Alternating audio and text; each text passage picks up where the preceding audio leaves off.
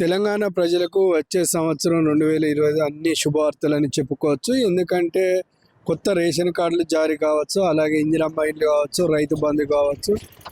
ఇలా చూసుకుంటూ పోతే ప్రతి విషయంలో అమలు చేస్తామని ఇప్పటికే ప్రభుత్వం హామీ చేసింది. అయితే ఇందులోనే భాగంగా తెలంగాణ ప్రజలకైతే కాంగ్రెస్ ప్రభుత్వం అన్ని శుభవార్తలే చెప్తుంది. గత 10-15 సంవత్సరాలుగా పెండింగ్లో ఉన్న రేషన్ కార్డులని కొత్త రేషన్ కార్డులకు ఇప్పటికే సవరణలు అయితే చేస్తుంది. కొత్త రేషన్ కార్డులు ప్రతి ఇంటింటికి అర్హులైన వారందరికీ ఇవ్వాలంటూ ఇప్పటికే దీనికి సంబంధించిన ప్రొఫార్మాను అయితే తయారు చేస్తున్న పరిస్థితి కనబడుతుంది. గత కొద్దేళ్లుగా పెండింగ్ పడిన ఇందిరమ్మ ఇళ్లను కూడా నిరుపేదలకు ఇవ్వాలని ప్రభుత్వం ఆలోచన చేస్తుంది. ఇప్పటికే రాష్ట్ర వ్యాప్తంగా అన్ని జిల్లాల్లో ఉన్న ఇందిరమ్మ ఇళ్లను అర్హులకు ఇచ్చేసి అర్హులను ఇంట్లో ఉంచే ప్రయత్నం అయితే చేసేందుకు అయితే తెలంగాణ కాంగ్రెస్ ప్రభుత్వం అయితే ముమ్మరం చేస్తుంది. ఇకపోతే రైతు బంధు కూడా ఇవ్వాలని ఆలోచన చేస్తుంది. దీనికి సంబంధించి 7 ఎకరాల భూమి ఉన్నవారికి, అలాగే అర్హులైన రైతులకు, అలాగే కౌలు రైతులకు కూడా ఇవ్వాలని చూసేస్తుంది. ఇంకా ఐటీ, కారు, ప్రభుత్వ ఉద్యోగం ఇట్లాంటి ఉద్యోగాలు ఉన్న వారికి ఈసారి రైతు బంధు కట్ చేస్తున్నట్లయితే చెప్తున్న పరిస్థితి కనబడుతుంది. కాబట్టి 7 ఎకరాలు ఉన్న రైతులకు అందరికైతే ఈసారి రైతు బంధు సంక్రాంతి అంటే న్యూ ఇయర్ లోపు ఇచ్చే అవకాశం ఉన్నట్లయితే తెలుస్తుంది. ఇలా చూసుకుంటే ప్రతి విషయంలో కూడా కాంగ్రెస్ అయితే కొత్త సంవత్సరానికి తెలంగాణ ప్రజలకు అన్ని శుభవార్తలే చెప్పబోతుందని మనకు తెలుస్తుంది. ఇంకా గతంలో ఇచ్చిన 6 గ్యారెంటీ హామీ పథకాల్లో కూడా ఏవైనా పెండింగ్ ఉంటే వాటిని కూడా సవరణ చేసి అవి కూడా ఇచ్చే పరిస్థితి కనబడుతుంది.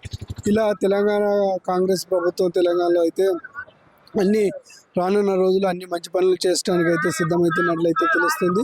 అయితే ఇప్పటికే గత బీఆర్ఎస్ ప్రభుత్వంలో ఒక రేషన్ కార్డు రాని పరిస్థితిలో చూసుకోవచ్చు. అయితే ఎన్నో ఏళ్ళుగా పెండింగ్ పడి ఎప్పుడెప్పుడు అని ఎదురు చూస్తున్న పేదలకైతే రేషన్ కార్డులు ఇవ్వడంతో ఇంటింటికి అయితే రేషన్ బియ్యం రానున్న పరిస్థితి కనబడుతుంది.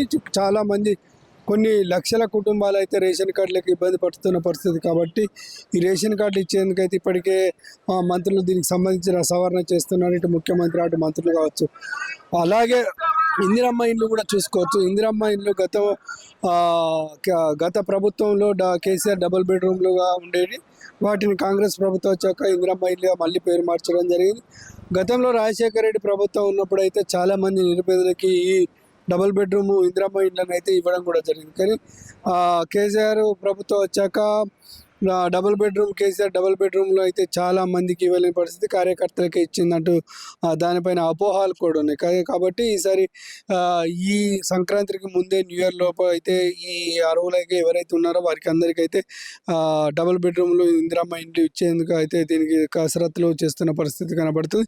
రైతు బంధు కూడా ఇచ్చే అవకాశం ఉంది. రైతు బీమా ఉండడానికైతే రైతు రుణమాఫీ కూడా చేసిన పరిస్థితి కనబడుతుంది. దాదాపు 2 లక్షల రూపాయలున్న రైతులకైతే రుణమాఫీ కూడా 2 పర్యాలుగా చేసిన పరిస్థితి కనబడుతుంది. ఇట్లా చూసుకుంటూ పోతే తెలంగాణ రాష్ట్ర ప్రభుత్వం అయితే దీనికి సంబంధించి అన్ని కసరత్తులు చేస్తున్న పరిస్థితి ఉంది. మహిళలకు కూడా ఎలక్ట్రిక్ బస్సులు ఉచితంగా, మహిళా సంఘాలకు కూడా ఉచిత బస్సులు ఇవ్వడానికి అయితే ప్రయత్నం చేస్తుంది. దీనికి సంబంధించి సీఎం కార్యదర్శి అయితే దీనికి సంబంధించి ఒక ప్రకటన కూడా జారీ చేయడం జరిగింది. మహిళా సంఘాలు ఎవరికైనా ఇంట్రెస్ట్ ఉన్న వాళ్ళకైతే తెలంగాణలో ఎలక్ట్రిక్ బస్సులు నడిపేందుకు లీజుకి ఇవ్వడం కూడా జరుగుతుందని చెప్తున్నారు.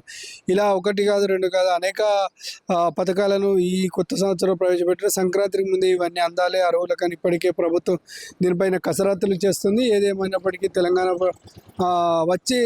తెలంగాణ కాంగ్రెస్ ప్రభుత్వం వచ్చి సంవత్సర కాలం గడుస్తున్న నేపథ్యంలో జనవరిలో కొత్త సంవత్సరం రాబోతుంది. అలాగే సంక్రాంతికి ముందే రైతులకు కావచ్చు, ఇటు నిరుపేదలకు కావచ్చు, అర్హులైన అందరికీ ఇవన్నీ ఇవ్వాలని ఆలోచన చేస్తున్నట్లయితే తెలుస్తుంది. దీన్ని ఇట్లా చూసుకుంటూ పోతే అర్హులకైతే ఇది ఒక శుభవార్త అని కూడా చెప్పవచ్చు. ఎందుకంటే చాలామంది ఇప్పటికే తెల్ల రేషన్ కార్డు లేక ఇబ్బంది పడుతున్న పరిస్థితి కనబడుతుంది. కాబట్టి గత కొద్ది రోజులుగా కాంగ్రెస్ ప్రభుత్వం రాగానే ఖచ్చితంగా రేషన్ కార్డు ఇస్తామని హామీ ఇచ్చింది.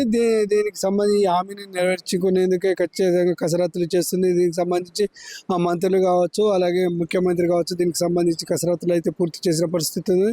కొత్త రేషన్ కార్డులో ఎలా ఉండబోతుంది, ఎలా అప్లై చేసుకోవాలని కొద్ది రోజుల్లో విధి విధాలను అయితే తెలియజేసే పరిస్థితి అయితే కనబడుతుంది. సో ఇలా తెలంగాణ ప్రజలకైతే ప్రతి సంవత్సరం కొత్త సంవత్సరం ఈ వచ్చే సంవత్సరం అయితే మొత్తం శుభవార్తలని మనం చెప్పుకోవచ్చు.